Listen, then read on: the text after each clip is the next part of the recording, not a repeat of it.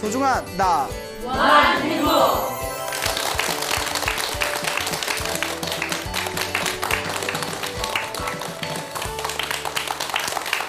예, 만나서 반갑습니다. 반갑습니다. 예, 광우 스님이라고 합니다. 멀리서 또 우리 소나무 애청자분께서 편지를 보내오셨어요. 당신이 기도에서 얻은 신비한 가피에 대해서 보내주셨는데 엄청 짧아요. 저 보고 뭐 더 없나? 내용이 엄청 짧은데 임팩트가 있습니다. 예, 그래서 너무 좋은 편지 보내주셨는데 요거 제가 우리 소나무 애청자께서 보내오신 편지 읽어드릴게. 한번 귀 기울여서 잘 들어보시기 바랍니다. 네.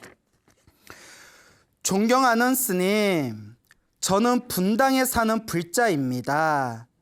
저는 광우 스님 소나무를 적어놓고 꼭 시청하고 있습니다. 스님, 저는 3년 전에 개가 덤벼들어서 허리가 다쳐 119의 응급실에 가게 되었습니다. 그래서 사진을 찍어보니 골절이 되어서 수술을 한다기에 하룻밤을 새우고 이튿날 하기로 했습니다.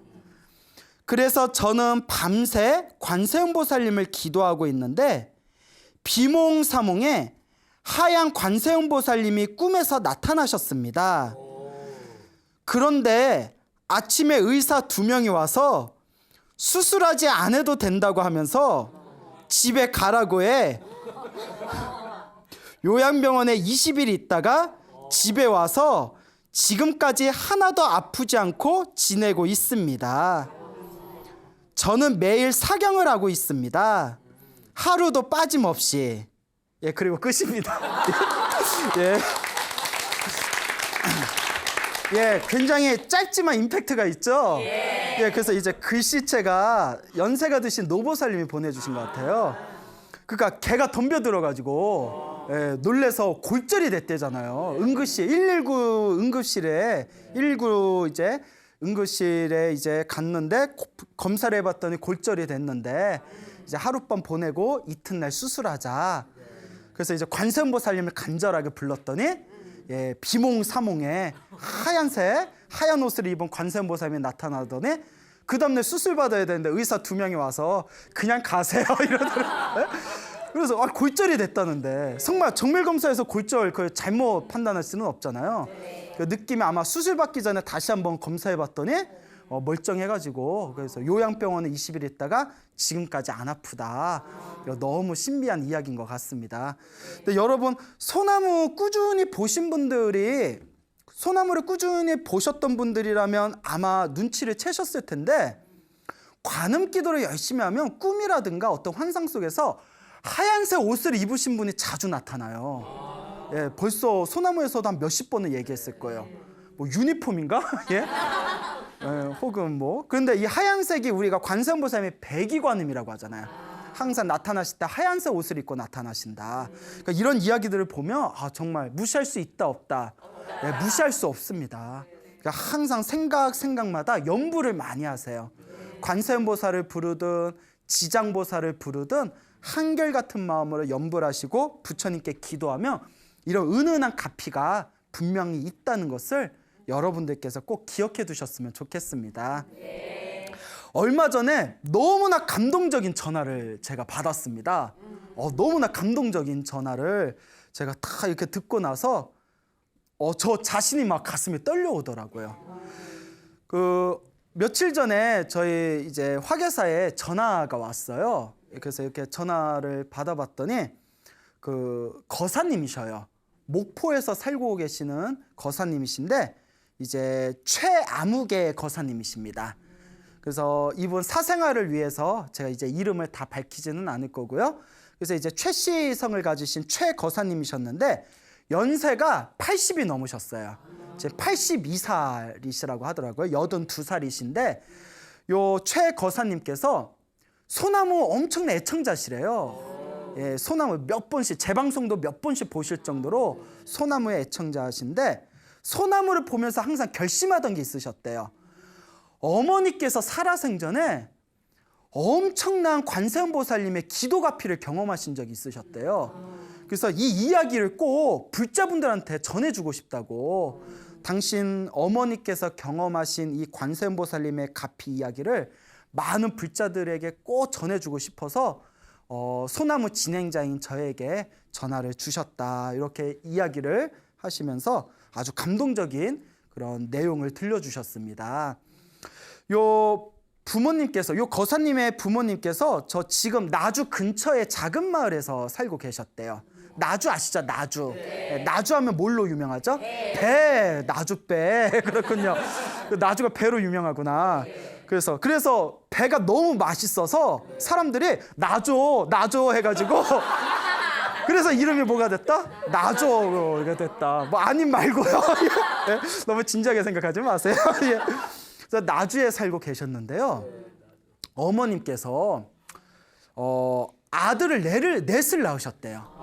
아들 넷을 낳았는데 이 아들 넷이 5살, 6살을 못 넘기고 아들을 다 잃었었대요. 꼭 5살, 6살만 되면 아프다거나 일이 생겨가지고 아들 몇을 잃었다? 넷을 차례차례 아들 넷을 잃은 거예요. 엄청난 고통이죠. 보통 사람 같았으면 정신적으로 병이 왔을지도 몰라요. 애 한둘도 아니고 우리 부모님들 애들 잘 키우다가 한 명만 잘못돼도 막 마음고생하고 그 병원에 가가지고 정신과 심리치료 받고 하잖아요. 네, 요 어머님 되시는 분이 몇을 잃었다? 넷을 잃었대요. 근데 역시 어머니는 위대합니다. 그래도 다 그 아픔을 부여안고 항상 가슴을 막 내리치시면서 내가 무슨 전생의 업보가 이리 두꺼워서 내가 이렇게 팔자가 드센가, 내가 왜 이렇게 팔자가 더러운가 하고 그렇게 한탄을 하셨답니다. 근데 그렇게 아들 넷을 잃고 또 아버지, 그러니까 어머니의 남편이죠.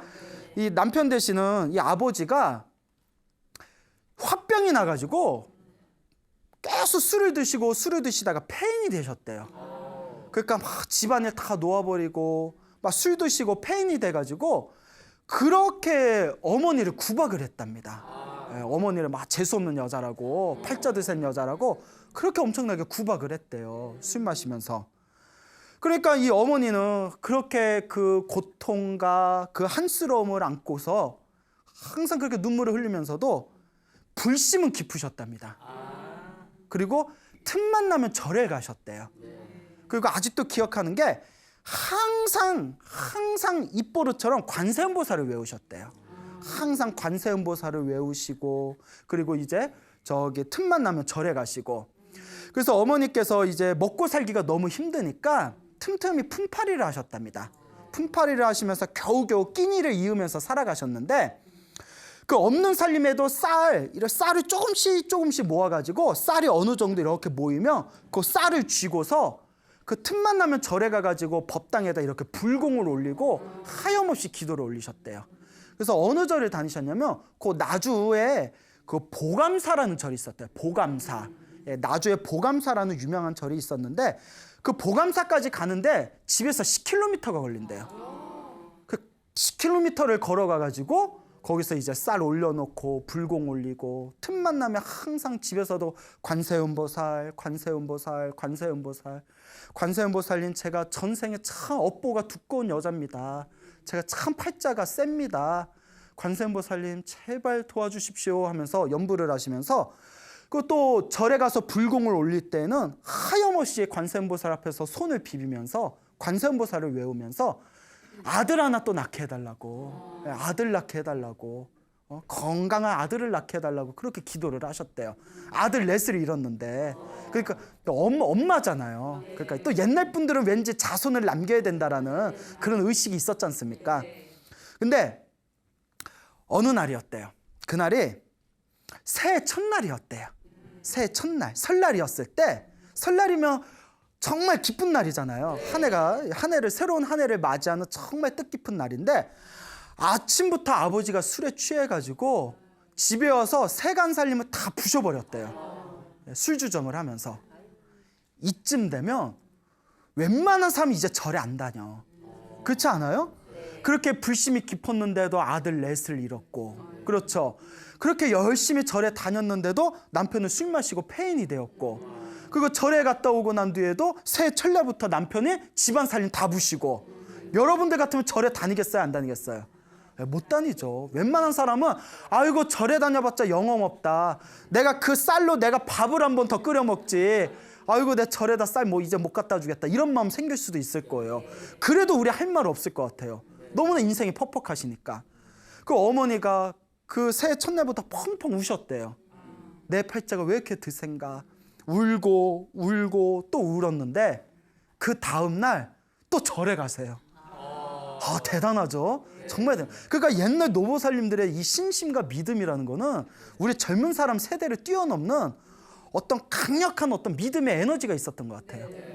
설날 때부터 남편이 집안살림 다 때려부셨는데도 그 다음날 또 절에 가는 거예요. 그 또 10km를 걷고 걸어서 보감사 그 대웅전에 딱 앉아가지고 울면서 막 눈물을 주르륵 흘리면서 그 또 사람들이 같이 기도하니까 소리내서 못 울잖아요. 막 숨죽여 울면서 손으로 관세음보살님한테 이렇게 합장을 하면서 관세음보살님 하면서 하염없이 기도를 올렸대요. 기도 올리고 또 기도 올리다가 깜빡 졸았답니다. 깜빡 졸랐는데 비몽사몽에 머리에 왕관을 쓴, 무엇을 쓴? 왕관을 쓴 보살님이 딱 나타나더래요. 근데 왕관을 쓴 보살님이 여러분들 불상 사진 보셨으면 관세음 보살님이 우리 부처님 옆에 있는 보살님이 머리에 모자 같은 거 쓰고 있잖아요. 화려한 모자. 그거 이제 왕관이라고 안 하고 보석으로 이렇게 만들었다 해서 보관이라고 불러요. 보관. 예, 보관입니다. 그래서 이 보관을 쓰신 분이 바로 관세음 보살님이에요. 근데 이제 어머니는 잘 모르니까 이제 뭐라고 아들한테 얘기했냐면 무엇을 쓴 보살님이? 왕관을 쓴 보살님이. 그러니까 아마 관세음 보살님이었을 거예요. 왕관을 쓴 보살님이 싹 나타나더니 잉어 2마리를 가져오시더래요. 잉어 2마리를 딱 가져오면서 자, 이거 가져가서 집에서 잘 키워라 하면서 잉어 2마리를 주더랍니다. 그 잉어 2마리를 얼떨결에 치마폭에 이렇게 받았대요. 치마폭에 딱 받았는데 그 치마폭에 봐서 이게 집으로 돌아왔대요. 그 집으로 와가지고 잉어 2마리를 이렇게 잘 키웠답니다. 그런데 큰 집에 형님이 갑자기 찾아오더래요. 큰 집에 형님이 이렇게 찾아오더니 잉어 2마리 있다면서 한 마리만 나 줘라. 아니 2마리인데 한 마리만 나 줘라고 막 간청을 하더래요. 그래서 그냥 2마리 있으니까 큰 집 형님이 달라니까 또 어머님이 성품이 되게 온화하셨나 봐요. 우리 같으면 내 건데 왜? 막 이러. 아 형님도 절에 가서 받아오든가. 왜 내 거 갖고 달래? 뭐 내가 호구야? 막 이러고. 이럴 수도 있는데 성품이 온화했나 봐요. 아유 나 2마리 있는데 한 마리 드리지 뭐. 그러니까 한 마리를 줬대요.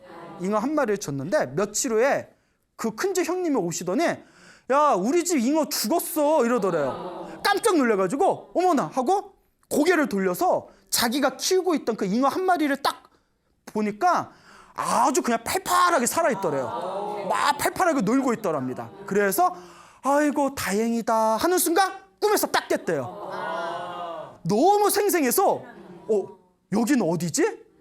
내가 뭐 했지? 너무 꿈이 생생하니까 그 주변을 둘러봤더니 법당 아니었던 거예요.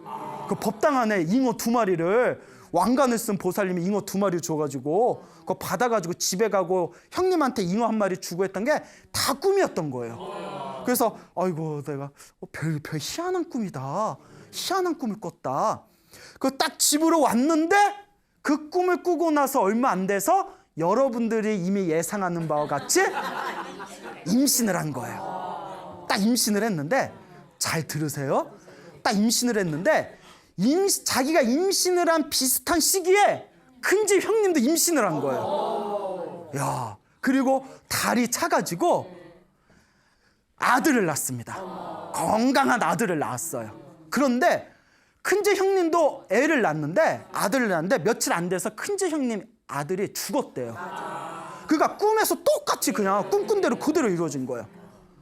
그러니까 이제 아들을 낳으니까 그 꿈에서 본 거대로 그렇게 똑같은 어떤 이야기가 펼쳐지니까 이 어머님이 마음에서 확신이 쓴 거예요. 관세음보살님이 점지해준 아들이다. 내 아들 관세음보살이 점지해준 아들이다. 그러니까 인생이 막 희망이 생긴 거예요.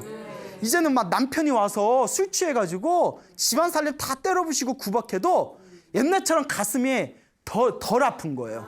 이제 의지할 아들이 생겼으니까. 그래서 이제 살짝 걱정이 됐대요, 어머님이. 어머님이 어떻게 걱정을 했냐면 얘가 전에 4명처럼 5살, 6살을 못 넘겨서 또 죽을까 봐. 그래서 살짝 약한 마음도 생겼는데 마음에 어떤 확신이 생겼냐면 아니다.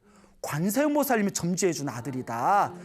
분명히 이 아들은 관세음보살님이 끝까지 도와주실 것이다. 이 저주의 굴레에서 벗어난 아이다. 다른 아이가 아니라 보통 아이가 아니다. 그렇게 이제 확신이 쓰더랍니다. 그래서 그 아들이 지금 전화로 저한테 어머니 이야기를 해주고 있는 그 거사님인 거예요. 그래서 어머님의 아들을 위해서 매일매일 간절하게 기도를 합니다. 근데 어떻게 기도를 했냐면 그 부모님이 사시던 마을에 50여 가구가 있었대요. 50여 가구에 우물이 2개가 있었답니다. 그러면 새벽이 되면 해가 뜨기 전에 새벽이 되면 어머니가 아무리 피곤해도 일어나셔가지고 사람들이 손대지 않은 첫 우물물을 뜨는 거예요. 첫 우물물을 떠가지고 정한수 하나 탁 만들어 놓고 아직도 기억이 난대. 어렸을 때 그 기억에 손바닥에 그냥 하염없이 손바닥을 비비면서 관세음보살을 부르면서 하염없이 관세음보살을 부르면서 부디 바라옵건대 관세음보살님 우리 아들 건강하게 해주십시오. 하는 일마다 잘 되게 해주십시오. 건강하게 자라고 하는 일마다 우리 아들 잘 풀리게 해주십시오 하면서 간절하게 이렇게 기도를 하시더라고요. 간절하게. 그러니까 매일매일 그 한여름에도 그 추운 한겨울에도 손을 비비면서 관세음보살님 관세음보살님 그렇게 간절하게 기도를 했는데 아니나 다를까 마지막 낳은 아들이 5살 6살 넘어갔는데도 건강하게 자란 거예요. 자, 근데 이제 사단이 생깁니다. 어머니가 이제 늦게 아들을 낳았잖아요. 마지막 아들을 앞에 4명을 잃고 그 어머니가 약 40대였대요. 40대였고 자기가 그때 기억에 7, 8살 때였대요. 7, 8살 때였을 때 어머니가 자꾸 가슴에 이렇게 한쪽 가슴에 혹이 자랐대요. 지금 생각해봤더니 유방암이었던 것 같대요. 지금 생각해봤더니 가슴에서 막 자꾸 혹이 자라는데 그 시골에 또 가난한 집 여자니까 어디 제대로 된 병원도 없고 도시에 나가서 치료받기도 힘들잖아요. 그렇게 이제 치료 시기를 놓쳤는지 그게 그 혹이 점점 부풀어가지고 어머니가 숨이 끊기셨대요. 그래서 어머니가 이제 숨이 끊겨가지고 남편은 어떻게 해요? 이제 장례 준비한다고 그 엄마의 자기 아내 이제 차가워진 시신을 이제 방 한 구석에 밀어넣고 그때 자기가 어렴풋한 기억에 차가워진 어머니 품속에서 엄마 몸을 막 주무르면서 막 울부짖었대요. 엄마 하고 막 울부짖었답니다. 그런데 자, 어머니의 증언입니다. 어머니의 숨이 끊긴 뒤에 어머니가 꿈을 꾸셨대요. 저승길을 걷고 있었대요. 꿈에서 이렇게 저승길을 걷고 있는데 이렇게 저승길에 고개를 넘어가고 있었대요. 막 그 고개를 넘어가려는데 갑자기 그 예전에 봤던 잉어 2마리를 주셨던 왕관을 쓴 보살님이 딱 하고 나타나더니 어디 가느냐 이러더래요. 어디 가느냐. 야, 딱 어디 가느냐 나타나시는데 깜짝 놀라서 보니까 하얀 닭을 안고 있더래요. 닭을. 치킨? 닭을 안고 있었대요. 닭을. 그러더니 이거 받아라. 이 닭을 받고 무슨 일 있어도 이 닭을 놓지 말아라 이러더랍니다. 그 닭을 이렇게 딱 받았대요. 얼떨결에 그 닭을 받고 그러니까 뭐 몇 년 전에 잉어 받고 이번에는 닭 받고 예. 그 닭을 이렇게 받고 그 왕관을 쓴 보살님이 사라지셨는데 이렇게 닭을 안고 있는데 닭이 갑자기 가슴에 안고 있는 닭이 가슴을 부리로 떠떠떠떠 하고 쪼더래요. 막 가슴을 막 쪼더래요. 젖가슴을. 너무 아파가지고 그렇죠. 얘 왜 이러냐. 아파 죽겠는데. 그런데 그분이 닭을 받고 놓지 말아라 이랬잖아요. 어떤 있어도 놓지 말아라. 안고 닭이 막 가슴을 쪼는데 너무 아픈데도 꾹 안고 있었대요. 그러다 닭이 갑자기 자기 목에다 대고 꺾이요 하더래요. 뭐라고 했다? 꺾이요 하는 순간 그 소리에 눈이 번쩍 뜨이더래요. 숨이 돌아온 거예요. 눈이 번쩍 떠가지고 이거 뭐지 하고 있는데 옆에서 아들이 막 울부짖는 소리가 들려요. 그때 이제 상황이 판단되면서 내가 내 아들 두고 갈 수 없다. 내가 요 놈 두고 내 아들 두고 내가 갈 수 없다고 겨우 몸을 가까스로 일으켰대요. 몸을 막 이렇게 일으켰는데 마을에선 난리가 났대요. 죽은 사람이 돌아왔다고. 죽은 사람 돌아왔다. 장례 준비하고 있는데 죽은 사람이 돌아왔으니. 그리고 가까스로 이제 정신을 차려서 가난한 집에서 어떻게 치료를 받겠어요. 최대한 할 수 있는 방법으로 그 민소 대체 요법 있잖아요. 민간 요법으로 어떤 방법 쓰면 그냥 약초 있잖아요. 좋다는 약초 이렇게 찧어가지고 그냥 가슴에 바르고 했대요. 그게 다예요. 며칠 후에 그 꿈을 꾸고 정신을 차리고 며칠 후에 저절로 젖가슴에 터져버렸대요. 젖가슴에 쩍 하고 터져버렸는데 왜? 아니 가슴이 터졌는데 웃겨요? 왜? 그래 젖가슴에 퍽 하고 터졌는데 피고름이 줄줄줄줄 새더래요. 피고름이 줄줄줄줄 새는데 피고름이 새다가 옷이 흠뻑 젖을 정도로 피고름이 줄줄줄 새서 그냥 온몸이 그냥 피고름이 젖을 정도로 줄줄 새더니 그렇죠. 그대 자연 치유가 되셨답니다. 예. 아, 민간요법 때문에 나온 게 아니라 아니 왜 거기서 민간요법이 왜 들어가요? 내가 말했잖아요. 기껏해야 가슴에다 약초 발랐을 뿐인데 거기서 이제 닭하고 연관해줬어야지. 예, 그렇죠. 예, 아 순간 웃겼어. 예. 하여튼 그리고 평생을 건강하게 사셨답니다. 자, 놀라지 마세요. 103살을 사셨대요. 몇 살? 103살. 예, 103살 동안을 건강하게 살다가 가셨대요. 예, 그 40대 죽을 고비를 넘기시고. 그러니까 어머니가 이제 관세음보살에 대해서 이제 이 기도에 대해서 의심할 수가 없죠. 그냥 매일 기도하는 거예요. 아들을 위해서 그냥 매일 기도했대요. 그 사람이 이 얘기를 하면서 막 우시는 거예요. 그냥 막 전화로 얘기하면서 막 꺼이꺼이 막 우시는 거예요. 그래서 나도 막 울컥하잖아요. 거사님 왜 우세요? 왜 우세요? 그 80 넘으신 거사님이 막 우시는 엄마 생각난다고 얘기하다가 막 그 아들 하나 잘 되라고 기도하시던 우리 엄마 생각난다고 아직도 눈에 선하다는 거예요. 그리고 이 거사님이 집안이 너무 가난했대요. 너무 찢어지게 가난해서 학교도 제대로 못 다녔대요. 근데 이 거사님이 무슨 생각을 했냐? 남들 같으면 좌절했을 거예요. 그렇죠? 우리 주변에 보면 굉장히 부정적인 사람들이 많잖아요. 내가 성공 못한 게 집안 때문에 성공 못했다. 부모 잘못만 해서 성공 못했다. 내가 뭐 흙수저라서 성공 못했다. 예? 근데 그 거사님은 무슨 생각을 했냐? 뭐라고 했냐? 나는 관세음보살님이 점주해준 아들이다. 그러니까 어렸을 때도 그게 귀에 박히도록 들었대. 관세음보살님이 점주해준 아들이고 우리 엄마가 나를 이렇게 평생 기도해줬는데 나는 무슨 일을 하든 성공을 안 할래야 안 할 수가 없다. 그런 막 확신이 들더래요. 그리고 사회에 나가서 정말 열심히 살았대요. 그냥 성실 그 자체셨대요. 정말 열심히 성실하게 사셨답니다. 한치의 틈도 없이 성실하게 사셨대요. 그리고 어머니가 아버지가 하도 술을 많이 드신 것 때문에 어머니가 술이라면 그냥 덜덜 떠셨대요. 그래서 어머니의 항상 간곡한 부탁이 술 마시지 말아라, 술 마시지 말아라. 평생 술을 입에 안 대셨대요. 어머니의 유언이다 생각하고 평생 술을 입에도 안 대고 담배도 안 피셨대요. 그냥 성실하게만 사셨대요. 자, 놀라지 마세요.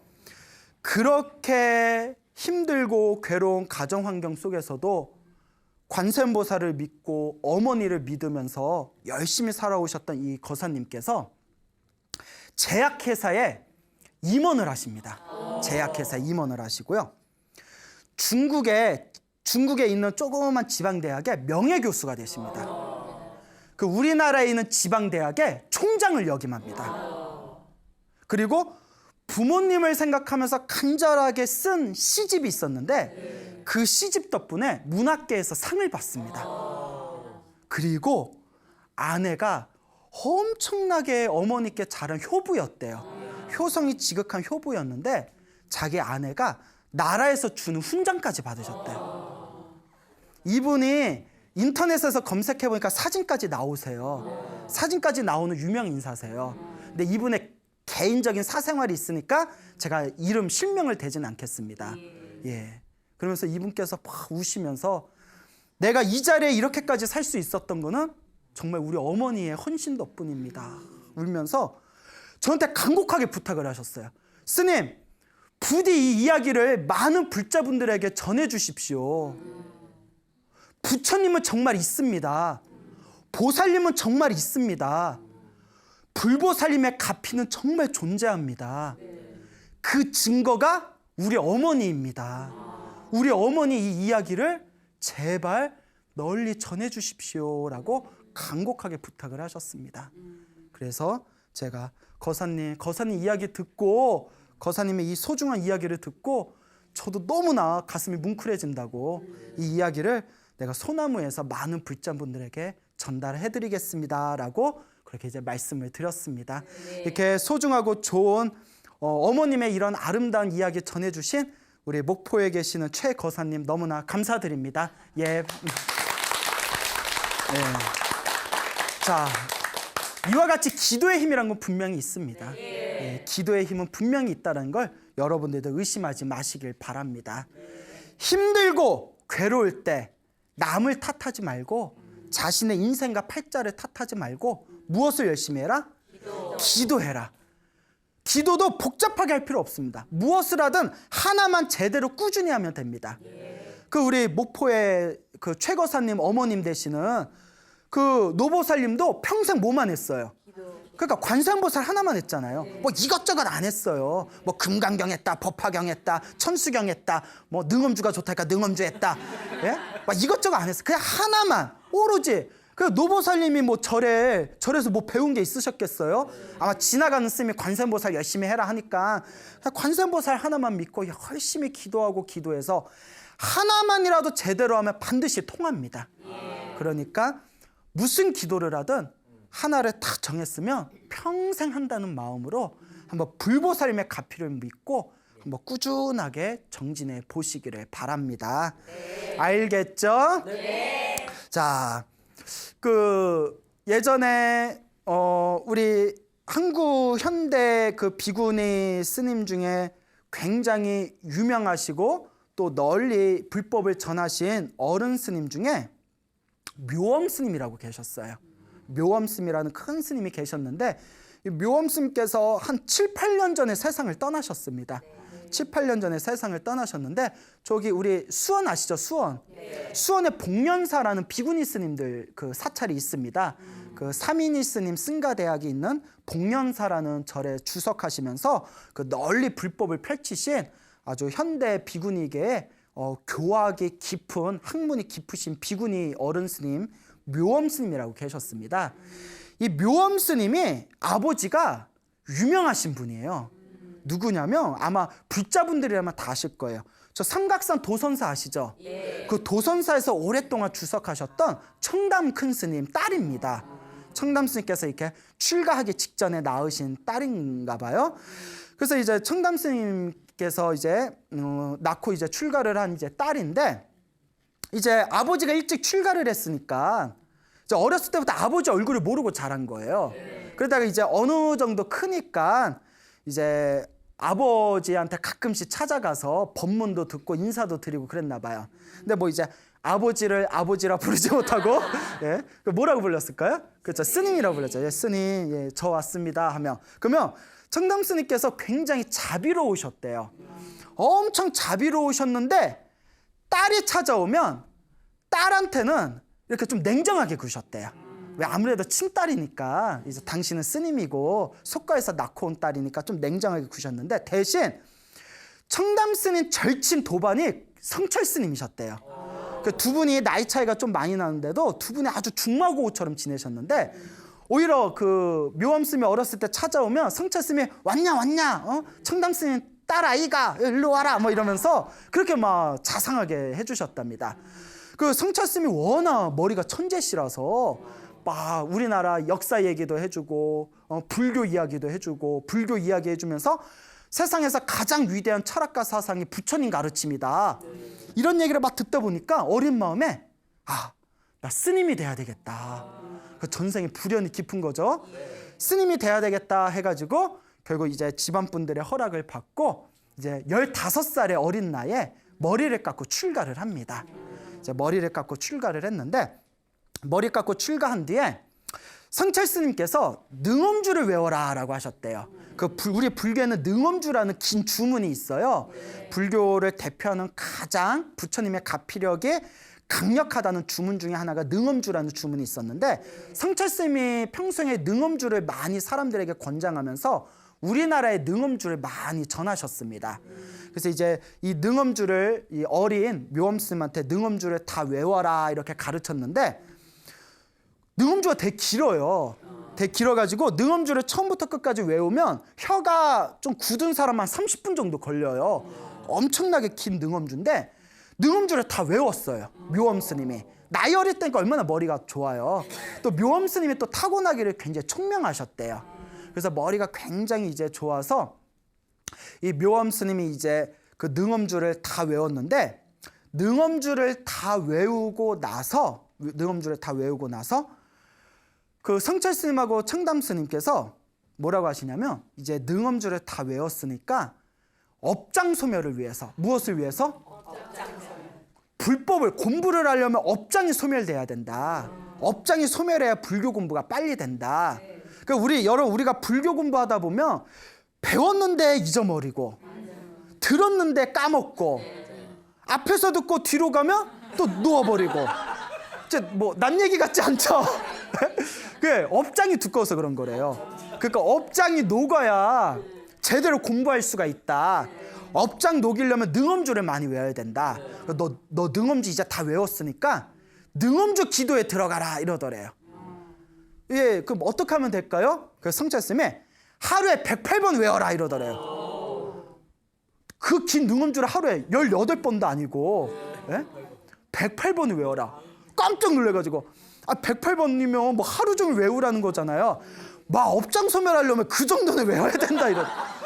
네 하루에 능엄주 108번 외우면 너 앞으로 만사 형통이다 막 이러더래요. 그 옆에 있는 점잖으신 아버지였던 청담 스님도 그래 성철 스님 말씀대로 하는 게 좋겠구나. 하루에 108번씩 능엄주를 외우거라. 지금 아니면 언제 또 해보겠냐. 그 이제 어린 마음에 예 알겠습니다. 한번 해보겠습니다. 그래서 능엄주를 이제 시작을 했는데 그냥 능엄주를 그냥 아침에 눈 뜨면 저녁에 잠들 때까지 108번을 채워야 되잖아요. 그냥 하루 종일 능엄주를 외우는 거예요. 스타다가 도스사 스타다 바드라캄 입을 타차타차차. 그러니까 일어나서도 따차타차차. 세수하면서도 따다다다자. 남을 다듬면서도 따다다다자. 예? 설거지하면서도 따다다다자. 그 누가 말 시키면 예 따다다다자 아니요 따다다다자 이러니까 사람들이 그리고 어른스님들이 비구니 어른스님들이 야야 저 와줘라 너 막 이러면 능엄주 외운대요. 능엄주를 왜 외우는데? 아유 저기 성철 스님하고 청남 스님하고 큰 스님들이 두 분이서 능엄주 하루에 108번씩 외우라고 숙제를 해주셨대요. 그냥 두세요. 그러니까 하루에 108번을 채우려니까 이게 잠잘 시간도 없더래요. 근데 계속 외우는 거예요. 우리 같으면 좀 하다가 힘들면 이제 그만둬. 그렇잖아요. 여러분들 막 이렇게 막 소나무에서 법문 듣다가 맞아 기도해야지 하고 집에 가다 몇 번 하다가 재미없고 지루하면 에이 마음이 중요하죠 뭐 이러면서 에? 눈에 안 봐도 뻔해. 내가 그런 사람 많이 봤어요. 예? 하다 말다. 예? 일주일에 한 번씩 소나무 듣고 해야지 3일 하다가 예? 또 놀다가 또 그 다음 주에 또 소나무 들으면 아이고 막 다시 시작해야지. 그 계속 밀고 간 거예요. 신비한 경험을 합니다. 입에 딱 붙으니까 한 번 하는데 30분 걸리던 능엄주가 20분으로 줄더래요. 20분을 줄더니 계속 했더니 나중에는 입으로 따다다다다다 안 해도 저절로 능엄주가 이렇게 돌아가더래요. 여러분 유행가 계속 듣다 보면 유행가가 귀에서 저절로 돌 때 있잖아요. 능엄주가 귀에서 막 저절로 돌더래요. 그러더니 20분 걸리던 게 10분으로 줄더래요. 10분으로 줄면서 시간이 확 줄어버리잖아요. 그 막 뭔가 힘이 나더래요. 야 이거 진짜 뭔가 있나 보다. 30분 걸리던 게 10분으로 줄더니 계속 했더니 5분으로 줄더래요. 나중에 한번 쓰다다다다 하더니 3분 만에 끝나버렸대요. 30분 걸린 능엄주를 몇 분 만에 끝냈다? 예, 3분 만에 끌려버리더래요. 3분 만에. 그러더니 나중에는 어떤 경지가 됐냐면 능엄주 하려고 한 생각 딱 일으키면 한 번에 끝나버렸대요. 능엄주 첫 글자와 마지막 글자가 그 긴 게 사진 찍듯이 그냥 찍혀버리더래요. 이걸 우리가 주력산매라고 해요. 뭐라고 한다고요? 주력산매. 주력이 1년, 주력이 3매에 들어간 거예요.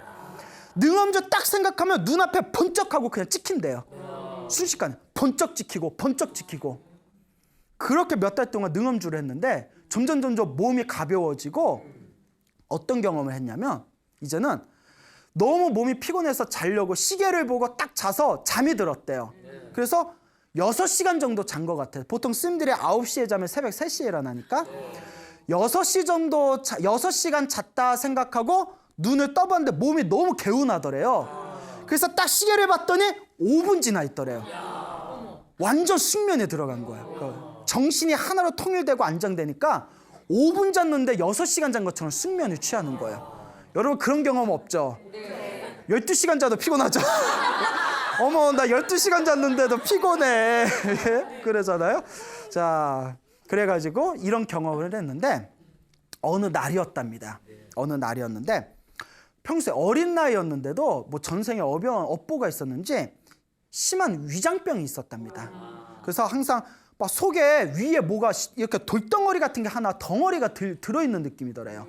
어린 나이에도. 그리고 밥 먹으면 소화도 안 되고 트림하면 신물이 막 목구멍까지 올라와가지고 배앓이 때문에 평소에 엄청 고생했대요. 어린 나이인데도. 그렇게 엄청나게 고생을 했는데 어느 날 능엄주를 외우다가 이렇게 잠이 들었대요. 잠이 들었는데 비몽사몽에 또 비몽사몽이에요? 비몽사몽에 그러니까 기도에다 갚이 받으려면 기도하다 뭐 해야 돼요? 잠들어야 돼요. 기도하면서 옆에다 수면제를 하나씩 놓고 수면제 먹고 농담이에요. 예? 그래서 이렇게 잠이 들었는데 기도하다 능엄주를 하다 잠이 들었는데 남학신을 씨는 하얀색 옷을 입은 할아버지가 터벅터벅 걸어오더래요. 남학신을 씨는 하얀색 옷을 입은 할아버지가 이렇게 왔는데 손에 식칼을 들고 있더래요. 식칼을. 그러더니 잠자려고 누워있는 자기를 배를 이렇게 갈라버리더래요. 식칼로 배를 갈라버리더래요. 쫙 배를 갈라버리더니 속에서 시커먼 명태 덩어리 같은 걸 꺼내더래요. 딱 꺼내더니 그 쪼물딱 거리더래요. 쪼물딱. 그래서 나온 고기가 주물럭이잖아요. 주물럭. 쪼물럭. 고기가. 그래요? 그래서 명태 덩어리 같은 시커먼 걸 꺼내더니 쪼물딱 하더니 이제 배를 다시 덮어주더니 인자 됐다 이러더래요. 인자 됐다. 그리고 잠에서 딱 깼는데 온몸이 너무 시원하더래요. 그 꿈을 꾸고 나서 그토록 자기를 괴롭혔던 그 위장병이 흔적도 없이 사라져버렸대요. 이게 바로 기도의 값입니다. 무시할 수 없어요. 기도가 일념이 되면 이런 불가사의한 힘을 일으킵니다. 단 너무 그 힘에 집착하면 된다 안 된다. 제가 항상 강조합니다. 기도하면서 내가 뭘 얻어야지, 내가 내 힘을 받아야지, 나도 기적을 얻어야지 하면 오히려 안 돼요. 순수한 마음이 바로 기도를 이루는 힘인데 이미 집착이 들어가는 순간 순수한 마음이 탁해지는 거예요. 그러니까 되든 안 되든 놓아버리고 그냥 내 수행이다 생각하고 집착 없이 기도하는 게 중요합니다. 하다 보면 저절로 이루어지는 거예요. 자, 그래서 이 묘엄 스님께서 그렇게 전생에 불연이 깊고 스승복이 있었나 봐요. 우리나라 당대 최고 가시는 큰 스님 중에 한 분이신 성철 스님이나 청담 스님 같은 분을 스승으로 모셔가지고 이제 또 어렸을 때 그렇게 능엄주를 열심히 하셔서 업장 소멸도 시원하게 하셨잖아요. 그래서 불교 수행을 열심히 하셔가지고 세상에 불법을 널리 전하신 그런 또 큰 스님이 된 이야기가 전해지고 있습니다. 자, 그래서 우리가 기도를 하면 분명히 이와 같은 강력한 힘이 있는데 여러분들에게 꼭 당부드리고 싶은 게 있습니다. 첫째, 어느 기도를 하든 하나로 통합니다. 아까 편지에서 읽어드린 대로 골절이 됐는데 허리가 골절이 됐는데 관세음보살 읽어가지고 가피를 받은 편지 이야기 들려드렸죠? 그리고 그 목포의 최거사님 어머님 되시는 분도 평생 관세음보살 외우다가 가피를 받으셨죠? 그 금방 들려드린 묘엄 스님도 능엄주 하다가 가피를 받으셨죠? 무엇을 하든 결국 하나로 통합니다. 두 번째는 지극하게 해야 돼요. 정성스럽게. 예. 그리고 세 번째 중요한 게 소원을 이룬다 이러는 집착이 있으면 안 됩니다. 꿈을 꿔도 흘려버릴 수 있어야 되고 소원이 이루어지네 안 이루어지네 효과가 있네 없네 이런 집착도 놓아버려야 됩니다. 그 가장 중요한 거 기도하다 보면 안 좋은 일이 생길 때가 있어요. 기도하다 보면 나쁜 일이 생길 때도 있어요.